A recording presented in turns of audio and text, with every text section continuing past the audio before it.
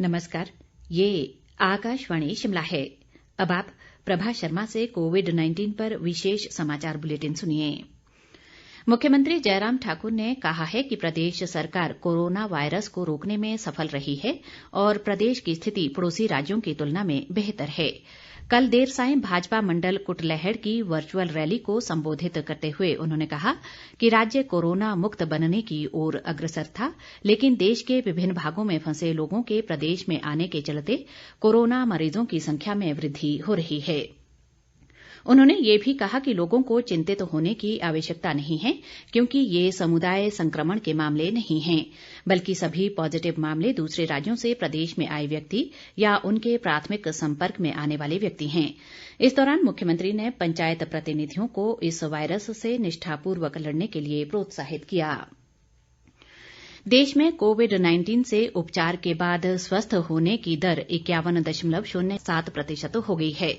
अब तक 1,70,000 रोगी संक्रमण मुक्त हो चुके हैं। कोरोना संक्रमण की जांच के लिए भारतीय आयुर्विज्ञान अनुसंधान परिषद की परीक्षण क्षमता लगातार बढ़ाई जा रही है। सरकारी प्रयोगशालाओं की संख्या बढ़ाकर 646 और निजी प्रयोगशालाओं की 247 कर दी गई है। इधर प्रदेश में कोरोना संक्रमित मरीजों की संख्या में लगातार बढ़ोतरी हो रही है। सोलन जिले के बद्दी में आज 19 लोगों में कोरोना संक्रमण की पुष्टि हुई है। हमारे सोलन जिला संवाददाता लक्ष्मीदत्त शर्मा ने बताया है कि उपायुक्त केसी चमन ने फोन के माध्यम से इन संक्रमितों की जानकारी दी है। वन मंत्री गोविंद ठाकुर ने कहा है कि सेब सीजन के लिए सरकार द्वारा व्यापक प्रबंध किए जा रहे हैं, ताकि बागवानों को किसी भी समस्या से बचाया जा सके। उन्होंने कहा कि हॉटस्पॉट क्षेत्र से आने वाले व्यापारियों को पहले क्वारंटीन में रखा जाएगा और उनका कोरोना टेस्ट नेगेटिव आने के बाद ही उन्हें यहां काम करने की इजाजत होगी। उन्होंने लोगों से बहुत जरूरी काम होने पर ही घर से बाहर निकलने की अपील की। राज्य आपदा प्रबंधन की राज्य कार्यकारी समिति ने हिमाचल में प्रवेश करने वाले व्यक्तियों के क्वारंटीन संबंधी नियमों में कुछ संशोधन किए हैं।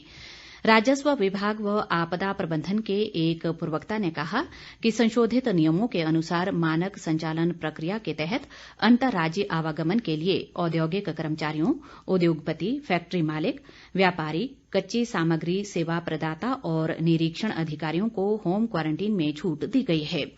उन्होंने कहा कि प्रदेश के सभी विभागों व संगठनों, जिलाधीशों, पुलिस अधिकारियों, सरकारी कर्मचारियों और स्थानीय अधिकारियों को राष्ट्रीय आपदा प्रबंधन प्राधिकरण और राष्ट्रीय कार्यकारी समिति के दिशा निर्देशों की अनुपालना सुनिश्चित करने के निर्देश दिए गए हैं।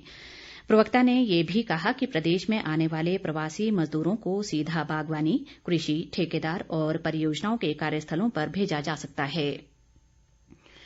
केंद्रीय स्वास्थ्य मंत्रालय ने कहा है कि कोविड-19 की चिकित्सा प्रणाली में रेमडेसिविर दवा को केवल आपात स्थिति में इस्तेमाल के लिए शामिल किया गया है।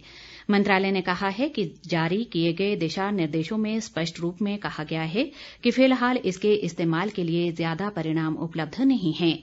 मंत्रालय का ये स्पष्टीकरण मीडिया में आई इन खबरों के बाद आया है कि रेमडेसिविर का इस्तेमाल कोविड-19 की चिकित्सा के लिए किया जा सकता है और ये देश में उपलब्ध है। मंत्रालय ने कहा है कि ये दवा अमेरिका खाद्य और दवा प्रशासन से अनुमोदित नहीं है और वहां भी इसका इस्तेमाल आपात स्थिति में ही किया जाता है। कोरोना संक्रमण के चलते जिला ऊना की ग्राम पंचायत बदोह के वार्ड नंबर 3 तथा वार्ड नंबर 1 के डक्का वाले खूह क्षेत्र के साथ लगते इलाके को कंटेनमेंट जोन घोषित कर दिया गया है। उपायुक्त संदीप कुमार ने कहा कि ग्राम पंचायत बदोह के इन क्षेत्रों में कर्फ्यू में ढील समाप्त कर दी गई है और वार्ड नंबर 1 और 2 के बाकी बचे क्षेत्र को बफर जोन बनाया गया है। उपायुक्त ने कहा कि अंब उपमंडल की भैरा पंचायत के वार्ड नंबर 3 को भी कंटेनमेंट जोन बनाया गया है, जबकि भैरा के वार्ड नंबर 2 व 4 को बफर जोन में शामिल किया गया है। वहीं महतपुर बसदेहड़ा के वार्ड नंबर 9 में राजकीय वरिष्ठ माध्यमिक पाठशाला कलसेहड़ा से सब तहसील महतपुर बसदेहड़ा तक कंटेनमेंट जोन बनाया गया है। इसके अलावा महतपुर बसदेहड़ा के वार्ड नंबर 9 के बाकी बचे क्षेत्र को बफर जोन घोषित किया गया है। इसके साथ ही ये समाचार बुलेटिन समाप्त हुआ। नमस्कार।